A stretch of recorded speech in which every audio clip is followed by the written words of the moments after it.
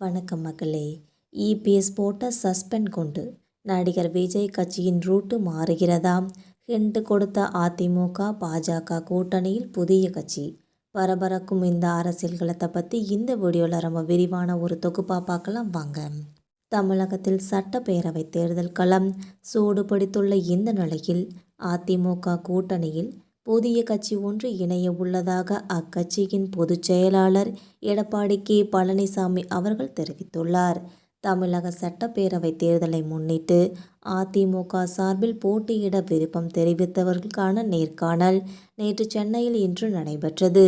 இதில் பங்கேற்ற பொதுச் செயலாளர் எடப்பாடி பழனிசாமி அவர்கள் விருப்ப மனு அளித்தவர்களுடன் கலந்துரையாடி உள்ளார் என்பது குறிப்பிடத்தக்கது.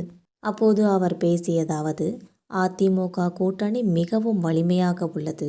இன்னும் சில கட்சிகளுடன் தொடர்ந்து பேச்சுவார்த்தை நடத்தி வருகிறோம். குறிப்பாக இன்னும் ஓரிரு நாட்களில் புதிய கட்சி ஒன்று நமது கூட்டணியில் இணைய உள்ளது. தொண்டர்களும் நிர்வாகிகளும் நம்பிக்கையுடன் இருக்க வேண்டும். வரும் தேர்தலில் அதிமுக தனி பெரும்பான்மையுடன் வெற்றி பெற்று மீண்டும் ஆட்சி அமைக்கும் அந்த இலக்கை நோக்கி அனைவரும் ஒன்றிணைந்து உழைக்க வேண்டும் என்றும் கூறியுள்ளார்.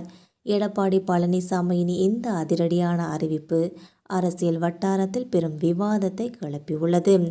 குறிப்பாக நடிகர் விஜய் தொடங்கியுள்ள தமிழக வெற்றி கழகம் அதிமுக கூட்டணியில் இணைய வாய்ப்புள்ளதா எனவும் பலரும் ஊகித்து வருகின்றனர்.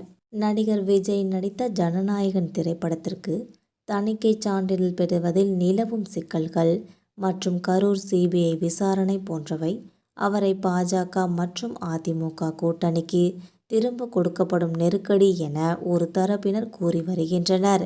எனினும் நடிகர் விஜய் தரப்பிலிருந்து இது குறித்து இதுவரை எந்த அதிகாரப்பூர்வ அறிவிப்பும் வெளிவரவில்லை.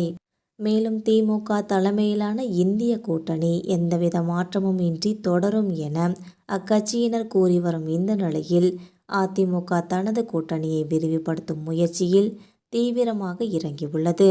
எடப்பாடி பழனிசாமி குறிப்பிட்ட அந்த புதிய கட்சி எது என்பது குறித்த அறிவிப்பு வெளியானால் மட்டுமே தமிழக தேர்தல் களத்தின் முழுமையான சித்திரம் தெரிய வரும் என்பது குறிப்பிடத்தக்கது. மேலும் தமிழக சட்டப்பேரவை தேர்தலை முன்னிட்டு அதிமுக சார்பில் போட்டியிட விருப்பம் தெரிவித்தவர்களுக்கான நேர்காணல் நேற்று சென்னையில் இன்று நடைபெற்றது. இதில் பங்கேற்ற பொதுச் செயலாளர் எடப்பாடி பழனிசாமி அவர்கள் விருப்ப மனு அளித்தவர்களுடன் கலந்துரையாடி உள்ளார் என்பது குறிப்பிடத்தக்கது. மேலும் இந்த தகவல் தான் இபிஎஸ் போட்ட சஸ்பெண்ட் கொண்டு நடிகர் விஜயின் கட்சி ரூட் மாறுகிறதா? ஹிண்ட் கொடுத்த அதிமுக பாஜக கூட்டணியில் புதிய கட்சி. பரபரப்பாகும் அரசியல் களம் என்ற தகவல் என்பது குறிப்பிடத்தக்கது.